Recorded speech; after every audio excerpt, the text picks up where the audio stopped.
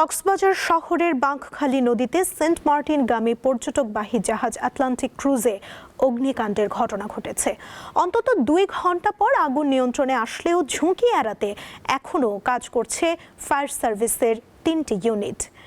সকাল 6টায় বাঁকখালী নদীর নুনিয়াছড়ায় এই দুর্ঘটনা ঘটে। জাহাজটির দায়িত্বে থাকা কর্মী মোহাম্মদ ইমরান জানান, সকাল 6টায় বিডব্লিউটি এজিএটি ঘাট এলাকায় আটলান্টিক ক্রুজ জাহাজটি নোঙর করা ছিল।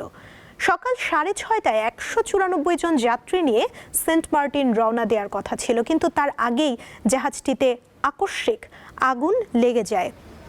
এতে জাহাজে থাকা 17 জন কর্মী স্থানীয়দের সহায়তার জন্য অন্য ট্রলারে করে নিরাপদে সরে আসেন। আগুনে জাহাজের বেশ কিছু অংশ ক্ষতিগ্রস্ত হয়েছে।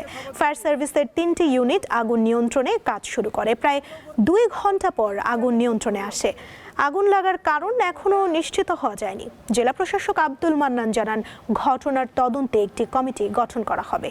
জাহাজে আগুন লাগার বিষয়ে বিস্তারিত জানাতে যুক্ত হচ্ছেন সহকর্মী হারুনুর রশিদ। হারুন, অগ্নিকাণ্ডের বিষয়ে আর কি তথ্য আছে আপনার কাছে? কি পরিমাণ ক্ষয়ক্ষতি হয়েছে কিছু জানতে পেরেছেন?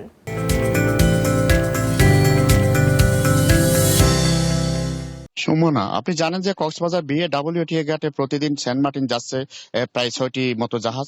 সেখানকার আটলান্টিস ক্রুজ নামে একটি জাহাজ আজকে 194 জন যাত্রী নিয়ে সেন্ট মার্টিন যাওয়ার কথা ছিল। ঠিক তার 8 ঘন্টা আগে হঠাৎ করে জাহাজে আগুন লেগে যায়। আগুন লাগার ঘটনা এরপরে 6টার দিকে আগুন লাগলো। 6:35-এর দিকে ফায়ার সার্ভিসেস আগুন নিয়ন্ত্রণ আনে। প্রায় 2 ঘন্টা পর্যন্ত তারা কাজ করে। তারা 12:30টার দিকে তাদের কাজ শেষ সম্পন্ন করে। অবশ্য তারা একজন পরিচ্ছন্নতা কর্মী নূর কামাল নামে এক পরিচ্ছন্নতা কর্মীর লাশ উদ্ধার করা হয়েছে এবং পরে তারা ক্ষয়ক্ষতির পরিমাণটা তারা এখনো জানায়নি। তবে ক্ষয়ক্ষতির পরিমাণ নির্ণয়ে তারা কাজ করছে বলে জানিয়েছে এবং জেলা প্রশাসক এই ঘটনাস্থল পরিদর্শন করেছেন। জেলা প্রশাসক আব্দুল মান্নান জানিয়েছেন, তিনি বলেছেন বিএডব্লিউটিএ কর্তৃপক্ষ এবং ফায়ার সার্ভিস কর্তৃপক্ষ যথাযথ যারা সংশ্লিষ্ট কর্তৃপক্ষ আছে তাদের সবাইকে নিয়ে একটা কমিটি গঠন করা হবে। সেই কমিটির রিপোর্ট পর্যন্ত অপেক্ষা করার কথা তিনি জানিয়েছেন।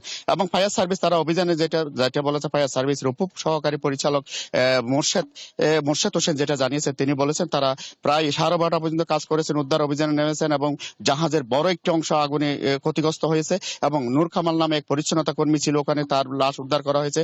এর আগে যারা জাহাজের ক্রুরা ছিল, যারা জাহাজের কর্মী ছিল, তারা প্রায় 17 জন তারা একটা স্থানীয়দের সহযোগিতায় একটু বোটে করে তারা ওখানে নিরাপদ স্থানে সরে যায়।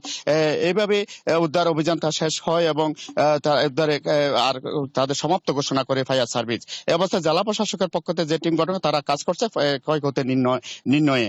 এই সুমনা, এই ছিল আসলে কক্সবাজার আমার এই জাহাজের আগুন ধরা নিয়ে সর্বশেষ তথ্য।